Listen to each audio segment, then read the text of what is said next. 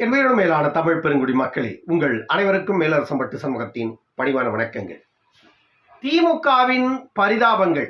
தருமபுரி மாவட்டத்தில் நேற்று அரை நாள் கடையடைப்பு போராட்டத்தை பாட்டாளி மக்கள் கட்சி நடத்தியது. காவிரி உபரிநீர் திட்டத்தை பல ஆண்டுகளாக தமிழ்நாட்டின் பல முதலமைச்சர்கள் கிட்ட கோரிக்கையாக வைத்தும் கூட 57 ஆண்டுகள் ஆண்ட திராவிட கட்சிகள் செய்து தர முன்வரல. தருமபுரி மாவட்டத்து மக்களுக்கு, தருமபுரி மாவட்டத்து மக்களின் நீர் பிரச்சனையை தீர்த்து வைப்பதற்கு அதிகார வர்க்கத்திற்கு வக்கு இல்லை, துப்பு இல்லை. ஆனா ஓட்டு பொறுக்க மட்டும் எல்லாம் இருக்கு. இந்த இயக்கத்தை கண்டித்து, தமிழ்நாட்டில் அதிகாரத்தில் இருக்கின்ற திமுகவை கண்டித்து உடனடியாக காவிரி உபரிநீர் திட்டத்தை நிறைவேற்றி தர வேண்டும் என்ற கோரிக்கையை முன்வைத்து, விவசாயிகளின் வாழ்வாதார பிரச்சனையை முன்வைத்து பாட்டாளி மக்கள் கட்சி நேற்று அரை நாள் கடையடைப்பு நடத்தியது. அரை நாள் கடையடைப்பு என்னவோ பாட்டாளி மக்கள் கட்சி எந்த ஒரு முன்னறிவிப்புமின்றி செய்துவிடவில்லை. 15 நாட்களுக்கு முன்பே அதற்கான அறிவிப்பை வெளியிட்டு முறைப்படி காவல்துறையின் அனுமதியை பெற்று ஒரு வாரத்திற்கு முன்பாகவே கடையடைப்புக்கான காரணங்களை துண்டு பிரசுரங்கள் மூலமாக எல்லா கடைகளுக்கும் அறிவிப்பு செய்து, எல்லா கடைகளின் உரிமையாளர்களுக்கும் வணிகர் சங்கங்களுக்கும் பாட்டாளி மக்கள் கட்சியின் கௌரவ தலைவர் திரு ஜி.கே. மணியையா அவர்களும், பாட்டாளி மக்கள் கட்சியின் தர்மபுரி சட்டமன்ற உறுப்பினர் அண்ணன் வெங்கடேஸ்வரன் அவர்களும் சேர்ந்து இந்த களப்பணியை ஒரு வாரம் முன்னதாகவே செய்து முடித்தார்கள். அப்படி முன்னறிவிப்பு கொடுக்கப்பட்டு காவல்துறையின் அனுமதியோடு நடத்தப்பட்ட இந்த அரை நாள் கடையடைப்பு போராட்டம் தருமபுரி மாவட்டத்தையே அதிர வைத்தது. எப்படின்னா, பாட்டாளி மக்கள் கட்சியினுடைய போராட்டம் மக்களுக்கான போராட்டம். தருமபுரி மாவட்டத்தில் உள்ள மக்களின் வாழ்வியல் நிலை நீரற்ற நிலையாக இருக்கிறது. தருமபுரியில காவிரி ஆறு ஓடுது, வற்றாத ஜீவநதின்னு நம்ம பல்லாயிரக்கணக்கான ஆண்டுகளாக பேசிட்டு இருக்கிறோம். காவிரியை ஆண்டொன்றுக்கு ஆயிரக்கணக்கான டிஎம்சி தண்ணீர் வந்துட்டு கடல்ல போய் கலக்குது காவிரியில. ஆனா அந்த காவிரி கரையில் இருக்கின்ற மக்களுக்கு குடிக்கிறதுக்கு தண்ணி இல்லை. ஒரு டிராக்டர் தண்ணி 1200 ரூபாய் கொடுத்து வாங்கி மாடுகளை காப்பாற்றி வைக்கின்ற நிலைக்கு அந்த தருமபுரி மாவட்டத்தின் விவசாயிகள் கதறுகிறார்கள். தருமபுரி மாவட்டத்தில் உள்ள பல விவசாயிகள் என்னிடம் கூறிய வார்த்தைகள் அது வலிக்கிறது நமக்கு. அதை கேட்டாலே மாட்டை காப்பாற்றுவதற்கே டிராக்டர் தண்ணி 1200 ரூபாய் கொடுத்து வாங்கி தான் அந்த மாடுகளை காப்பாற்றுற நிலைக்கு நாங்கள் இருக்கிறோம். அப்படின்னா இங்கு விவசாயிகள் எங்கிருந்து வாழ்வது? விவசாயிகளின் வாழ்வாதாரம் எப்படி காக்கப்படும்? இங்கு விவசாயத்தை நம்பி இருக்கின்ற மக்களின் வாழ்வியல் நிலை எந்த அளவுக்கு இருக்கும் அப்படிங்கிறத யோசிச்சாலே நமக்கெல்லாம் வலிக்குது. ஆனா ஆட்சியாளர்களுக்கு அதுவெல்லாம் இனிக்குது. ஏன்னா இந்த நிலையில் அந்த மக்கள் இருக்கின்ற வரையில் தான் வாக்குக்கு பணம் கொடுத்தால் அதை பெற்றுக்கொண்டு வாக்களிப்பார்கள். ஒருவேளை இவர்களெல்லாம் வாழ்வியல் நிலையில கல்வி கற்று வேலை வாய்ப்பு பெற்று பொருளாதார உயர்வு பெற்று யாரிடமும் இவர்கள் கையேந்தாத நிலைக்கு அவர்களுடைய வாழ்வியல் நிலை உயர்ந்து விட்டால், அவர்களிடம் போயிட்டு நான் உங்களுக்கு ஓட்டுக்கு 1000 கொடுக்குறேன், 2000 கொடுக்குறேன், 3000 கொடுக்குறேன், எனக்கு ஓட்டு போடுனா போடுவாங்களா? இந்த நிலை வரக்கூடாது என்பதனால ஆண்டாண்டு காலமாக பேசிட்டு இருக்கிறோம். தருமபுரி மாவட்டம் கல்வி, வேலை வாய்ப்பு, பொருளாதாரம் அனைத்திலும் பின்தங்கிய மாவட்டம். எத்தனை ஆண்டுகளுக்கு நாம் இப்படியே பேசிக்கொண்டிருக்க வேண்டும்? தருமபுரி மாவட்ட மக்கள் வாழ்வியல்ல வளர்ச்சி பெறணும் அப்படின்னா கண்டிப்பாக அவர்கள் பக்கத்துல ஓடுற தண்ணியை அவர்களால் அள்ளி பருக முடியல.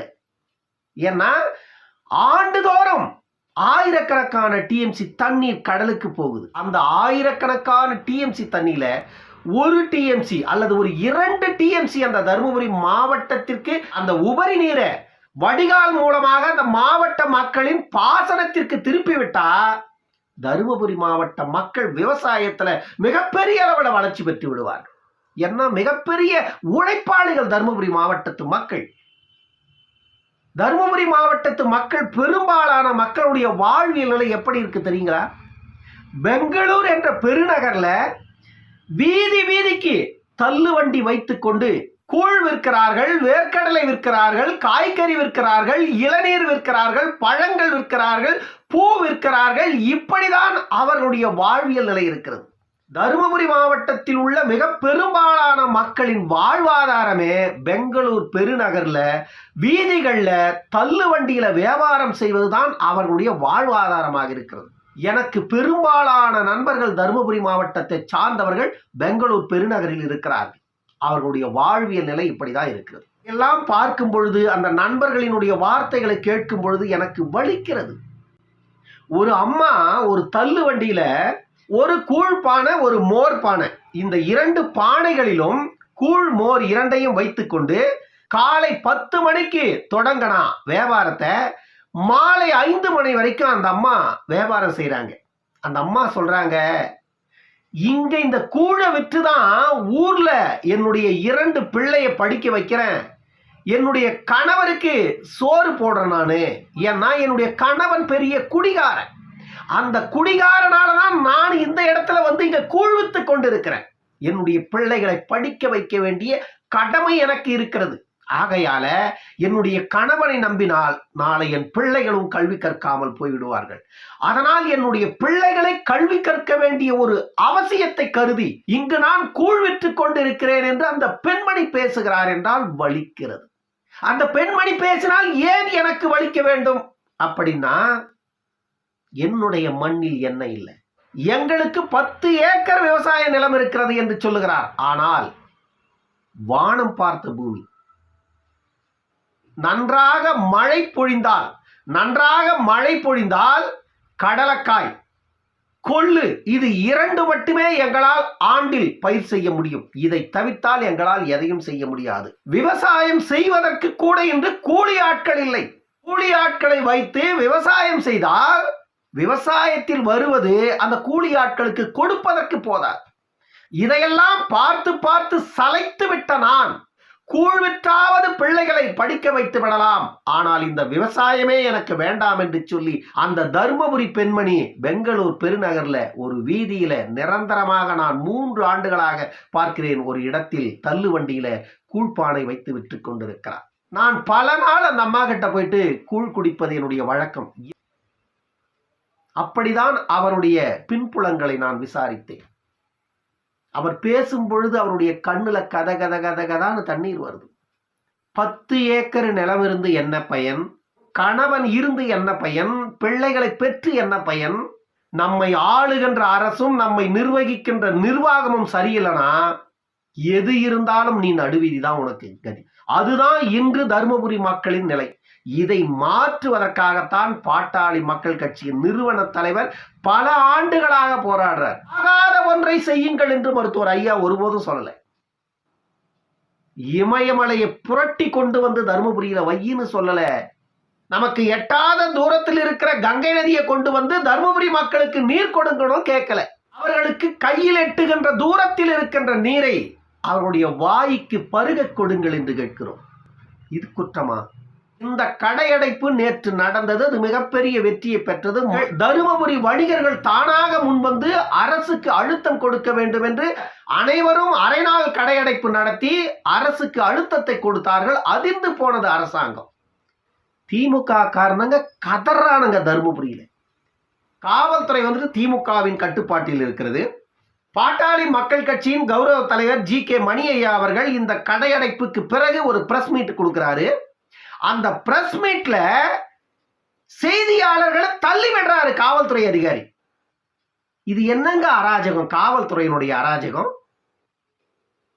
ஜி.கே. மணி ஐயா ஒரு சட்டமன்ற உறுப்பினர், பெண்ணாகரம் தொகுதியின் சட்டமன்ற உறுப்பினர் ஜி.கே. மணி ஐயா அவர்கள் மக்கள் பிரதிநிதிக்கு நீங்கள் பாதுகாப்பு அளிக்கணும். நேற்று நடந்த அந்த கடையடைப்பு என்பது காவல்துறைக்கு தெரியாம நடக்கல, காவல்துறையின் கட்டுப்பாட்டை மீறி நடக்கல, அல்லது இந்திய அரசியலமைப்பின் சட்ட திட்டங்களுக்கு மீறி நடக்கல. முறையாக காவல்துறையிடம் அனுமதி பெற்று மக்களுக்கான குறை தீர்ப்பதற்காக இந்த கடையடைப்பு போராட்டத்தை முன்னெடுத்தது பாட்டாளி மக்கள் கட்சி. ஒரு மக்கள் இயக்கம் மக்களுக்கான பிரச்சனையை முன்னெடுத்து களமாடுகிறது என்றால் அதற்கு காவல்துறை அதிகாரிகள் பாதுகாப்பு அளிக்க வேண்டும். அதுதான் காவல்துறையினுடைய வேலை. ஆளும் கட்சிக்கு நீங்க வேலை செய்யணும்னா கட்சிக்காரரா மாறிடுங்க. மாவட்ட செயலாளராவோ தலைவராவோ ஒன்றிய பிரதிநிதிகளாவோ மாறிடுங்க. நீங்க போயிட்டு கட்சிக்கு வேலை செய்யுங்க. காவல்துறை அதிகாரிகளாக பணி செய்யும் பொழுது மக்களுக்காக களமாடுகின்ற ஒரு மக்கள் இயக்கத்தின் போராட்டங்களுக்கு அரணாக நின்று நீங்கள் பாதுகாப்பு அளிக்கணும். அதை விடுத்துவிட்டு ஒரு மக்கள் பிரதிநிதி செய்தியாளர் சந்திப்பை நடத்தி எங்களுக்கு ஆதரவு தந்த வணிகர்களுக்கும் காவல்துறை அதிகாரிகளுக்கும் நன்றி தெரிவிப்பதற்காக அவர் அந்த செய்தியாளர் சந்திப்பை நடத்துகிறார். அந்த செய்தியாளர் சந்திப்புல போயிட்டு நீங்க அந்த மைக்கெல்லாம் தள்ளி விடுறீங்க, செய்தியாளர்கள்லாம் வெளியே போங்கன்னு துரத்தி விடுறீங்க அப்படின்னா காவல்துறை யாருக்குங்க வேலை செய்ய இருக்குது? மக்களுக்கு வேலை செய்ய காவல்துறை இல்லை. திமுக எதை சொல்லுகிறதோ அதை செய்வதற்குத்தான் காவல்துறையா? இதெல்லாம் பார்க்கும் பொழுதே அருவருப்பா இருக்கிறது. இதைத்தான் மக்களுக்கு நம்ம தொடர்ந்து சொல்றோம். அதிகாரம் என்பது மிக வலிமை வாய்ந்தது. அந்த அதிகாரத்துல நீங்க போய் உட்காருங்கன்னு சொல்றோம். அதிகாரம் எப்பொழுது விளிம்பு நிலை மக்களின் கைகளுக்கு வருகிறதோ அப்பொழுதுதான் விளிம்பு நிலை மக்களின் வழி அவங்களுக்கு தெரியும். ஆனா இப்பொழுது அதிகாரத்தில் இருப்பவர்கள் எல்லாமே, நிர்வாகத்தில் இருப்பவர்கள் எல்லாமே 57 ஆண்டு கால திராவிட கொத்தடிமைகள் என்பது புரிஞ்சுக்கிங்க. இப்படிப்பட்டவர்கள் அதிகாரத்தில் இருக்கின்ற வரைக்கும் மக்களின் உரிமைகளுக்கும் மக்களின் உரிமைகளை பெறுவதற்காக அவர்கள் முன்னெடுக்கின்ற போராட்டங்களுக்கும் இப்படிதான் இடையூறாக இருக்கும் அரசும் அரசு அதிகாரங்களும்.